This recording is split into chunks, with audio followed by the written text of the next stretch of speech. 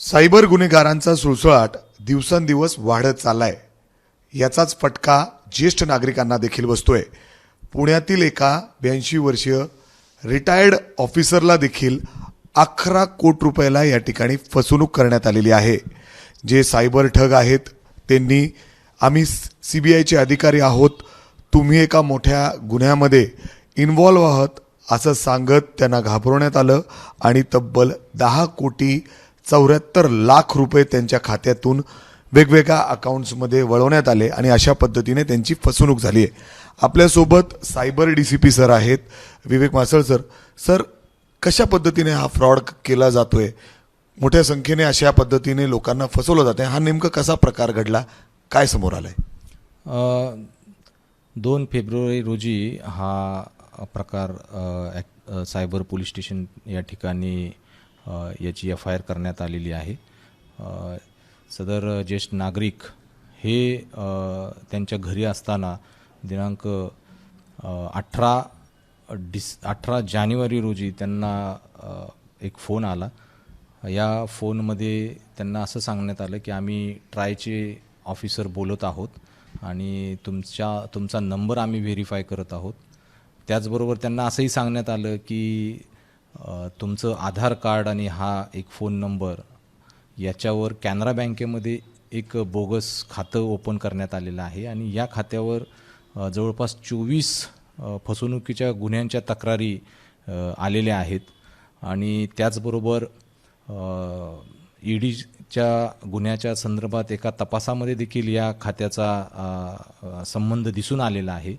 त्याच्यामुळं आम्हाला तुमच्या चौकशीची गरज आहे असं त्यांना सांगण्यात आलं. सर, त्याच्यानंतर कशा पद्धतीने हे सांगितलं, त्यांनी विश्वास केला, त्यांना डिजिटल अरेस्ट करण्यात आलं, त्यांनी पैसे वळवले थेट? त्यानंतर मग त्यांना व्हिडिओ कॉलिंगवर घेण्यात आलं. पुढं सायबर CBIचे अधिकारी आहे असं भासवण्यात आलं आणि त्यानंतर त्यांना कंटिन्युअस सर्व्हिलन्स खाली ठेवण्यात आलं होतं, जेणेकरून त्यांनी कुणाशी संपर्क करू नये या प्रकारे त्यांना धमकवण्यात आलं होतं. त्याचबरोबर त्यांच्याकडनं त्यांचे सगळे आर्थिक जे काही माहिती आहे ते सविस्तर घेण्यात आली होती. सर, म्हणजे ह्याच्यामध्ये हळूहळू ज्या पद्धतीने ते पुढे येतात, अजून काय सांगण्यात आलं जेणेकरून थेट त्या म्हणजे अधिकाऱ्याने, म्हणजे जे सिनियर सिटीजन आहेत 82 वर्षाचे, त्यांनी थेट 11 कोटीपर्यंत म्हणजे 10,75,00,000 रुपये जवळपास दिलेत?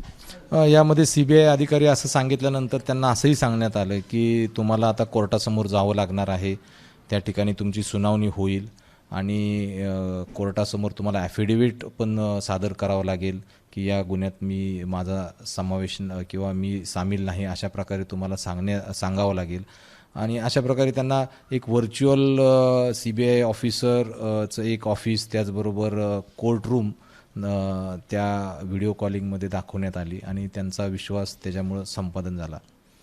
सर, एकूण संख्या म्हणजे पैसे कशा पद्धतीने कुठल्या कुठल्या खात्यावर वर्ग झाले का एकच खात्यावर झालेत ते? यामध्ये त्यांच्याकडनं जेव्हा डिटेल्स घेतली, त्यांच्याकडचे जे काही शेअर्स आहेत ते त्यांना विक्री करण्यास भाग पाडण्यात आलं आणि त्याच्यानंतर जवळपास 7 बँक अकाउंट्समध्ये पहिल्या लेअरमध्ये पैसे पाठवायला त्यांना भाग पाडण्यात आलं. सर, हे कधी लक्षात आलं या आजोबांच्या की आपली अशा पद्धतीने फसवणूक होतीये? आपण डिजिटल अरेस्ट तुम्हाला घरामध्ये केलं जातं आहे अशा पद्धतीने, म्हणजे किती वेळासाठी आणि हे कसं होतं सर सगळं? त्यांना 23 तारखेपासून, खरं तर 23 जानेवारीपासून अशा प्रकारे व्हिडिओ कॉलिंगवर घेण्यात आलं आणि धमकावण्यात आलं होतं की जर तुम्ही आम्हाला चौकशीमध्ये सहकार्य केलं नाही तर तुम्हाला किंवा तुमच्या घरच्यांना अटक करण्यात येईल, अशा प्रकारे त्यांना धमकावल्यामुळं ते 23 तारखेपासून ते जवळपास 31 तारखेपर्यंत सातत्यानं या सायबर फ्रॉडस्टर्सच्या संपर्कात राहिले होते. त्यानंतर जेव्हा 7 बँक अकाउंट्समध्ये पूर्ण पैसे गेले, त्यानंतर मग त्यांना सांगण्यात आलं की आम्ही RBIचं जे काही व्हेरिफिकेशन प्रोसेस आहे ती पार पाडू आणि नंतर तुम्हाला तुमच्या खात्यामध्ये तुमचे पैसे परत पाठवू, अशा प्रकारे सांगितल्यानंतर मग त्यांना सोडण्यात आलं आणि त्यांनी त्यानंतर आपल्या नातलगांना कळवलं आणि त्यानंतर हा प्रकार समोर आला. म्हणजे सर, त्यांना डिजिटल अरेस्ट केलं, त्यांना सांगितलं गेलं की तुम्ही एवढ्या मोठ्या एका ईडी सारख्या गुन्ह्यांमध्ये तुमचा रोल आहे, तर त्यांनी सांगायचा प्रयत्न केला नाही का त्यांच्या नातेवाईकांना, त्यांच्या मुलांना, कुणाला एवढी मोठी रक्कम देण्याच्या पहिले? थोडीशी अटकेची भीती आणि धमकीवाजा भीती या कारणामुळे घाबरून त्यांनी कोणाला सांगितलेलं नाही असं दिसून येत आहे. सर, अशा पद्धतीने सायबर जे चोरटे आहेत, सायबर फ्रॉड्सचे गुन्हे वाढत आहेत. काय लोकांना तुम्ही आव्हान कराल? कारण आपण बघतोय सिनियर सिटीजन्स, महिला, कुठंतरी जे एकटे असतात त्यांनाच टार्गेट केलं जातं आहे. सायबर गुन्ह्यांची आता संख्या वाढत आहे, त्याप्रमाणे पोलीस दल देखील याच्यामध्ये अवेअरनेस कॅम्पेन्स घेत आहे. कॉलेजेस, सोसायटीज या ठिकाणी पोलीस दलातील लोक जाऊन, अंमलदार अधिकारी जाऊन सर्वांना या सायबर गुन्ह्यांबद्दलची माहिती देत आहेत. विविध कार्यक्रमांमध्ये पॅम्पलेटसुद्धा आमच्याकडून वाटली जात आहेत. त्याचबरोबर बँकांचे देखील आम्ही वेळोवेळी मीटिंग्स घेत असतो की अशा प्रकारे काही अनयुज्युअल बिहेवियर, थोडंसं स्ट्रेसफुल बिहेवियर असणारे ज्येष्ठ नागरिक किंवा महिला स्पेसिफिकली यांच्याबाबत काही मोठ्या प्रमाणात ट्रान्झॅक्शन किंवा लिमिट वाढवणे, पैसे पाठवण्यासाठीचे ट्रान्झॅक्शन लिमिट्स वाढवणे याबाबत जे काही प्रकार घडत असतील आणि त्यांच्या चेहऱ्यावर किंवा त्यांच्या बिहेवियरवर असं काही वाटत असेल तर बँकेतील अधिकारी आणि कर्मचारी यांनी सुद्धा त्याची दखल घेणं आवश्यक आहे आणि पोलीस किंवा त्या नागरिकाला किंवा पोलिसांना तात्काळ कळवणं देखील आवश्यक आहे.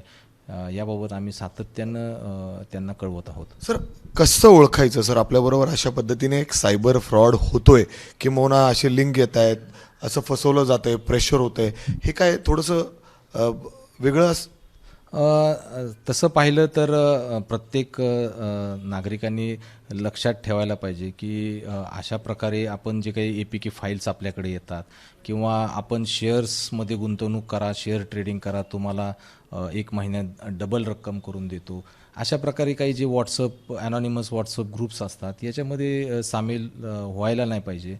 त्याचबरोबर आपल्याला जे काही कॉल्स येतात तर ह्या कॉल देखील व्हेरीफाय करणं आवश्यक आहे की आपलं फोनचं बिल भरलेलं नाही किंवा तुम्हाला RTOकडून फाईन झालेला आहे, तर हे खरं तर स्वतःहून व्हेरीफाय करणं, पडताळून पाहणं फार आवश्यक आहे.